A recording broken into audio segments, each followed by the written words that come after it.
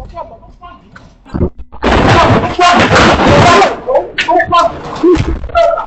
think call you out. I'm busy, bro. You need to catch this. I think I have to see, bro. I'm allowed to go. So, how I need to do,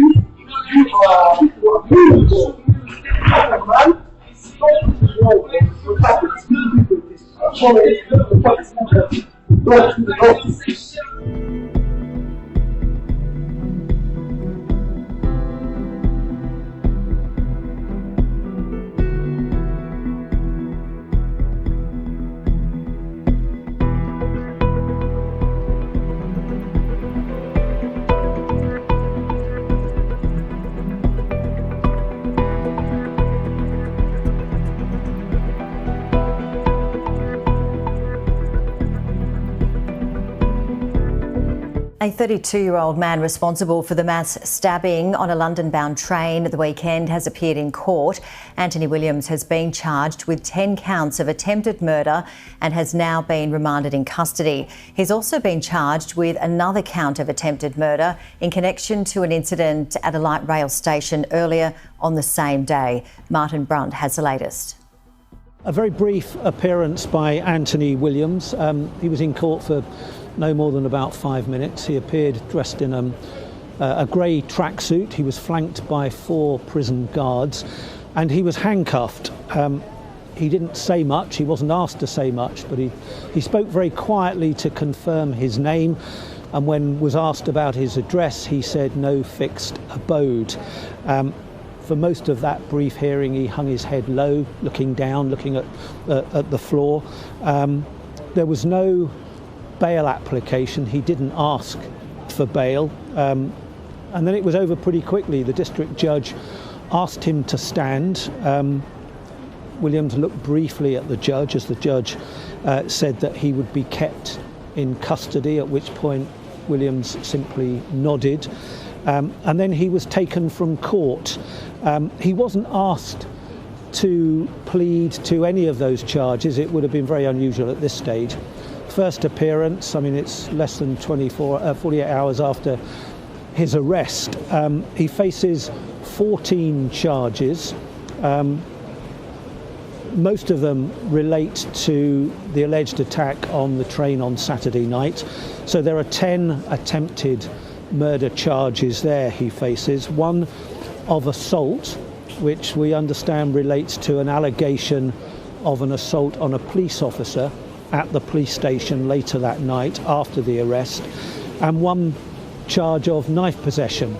Now there's a second set of charges that relate to an alleged incident in London much earlier that morning, in the early hours of Saturday morning, in Docklands in East London, near one of the DLR railway stations, and from that alleged incident he faces 2 charges, one of another attempted murder and one of another possession of a knife. That's about as much as I can tell you. It was a very brief hearing. There were other things discussed that aren't reportable at this stage, because this is the start of what will likely be a long criminal justice process.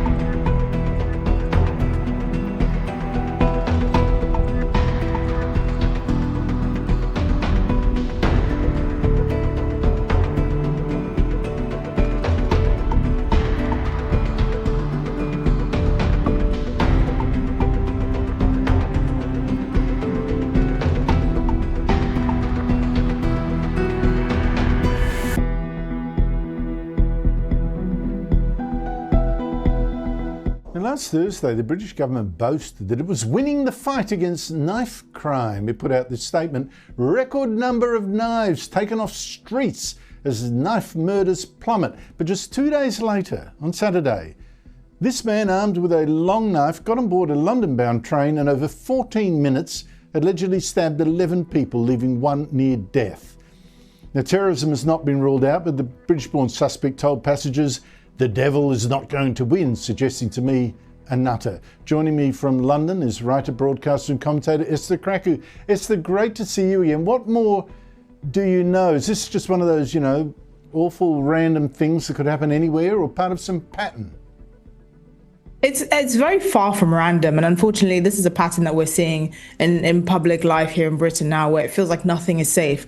Like clockwork, about 48 hours after this incident, we're now seeing reports that this person was well known to the authorities and had a history of mental health struggles. Well, I'd like to draw people's attention back to Valdo Callaghan, who was a man who decided to stab 3 people, including 2 university students in Nottingham, to death.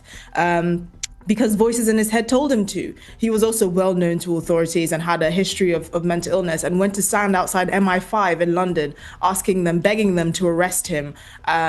You also saw a similar story with Axel Rudikabana, who also had a serious history with mental health illnesses, so much so that social workers couldn't attend his house without a police escort, and that his family had reported him to the PREVENT program, which is the UK's anti-terrorist program.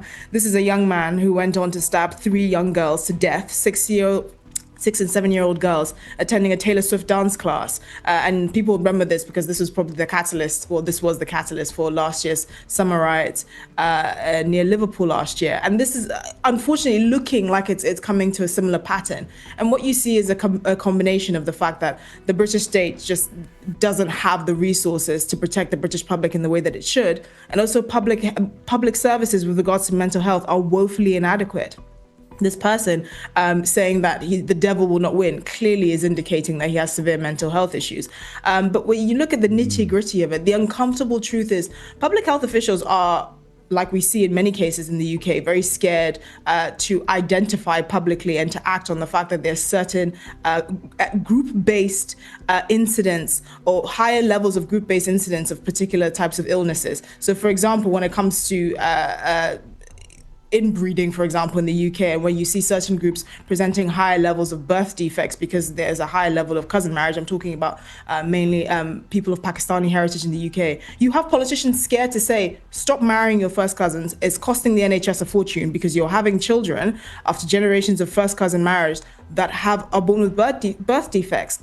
And in the case of black males in the UK, they show an incident rate of schizophrenia 6 to 9 times higher than the general population.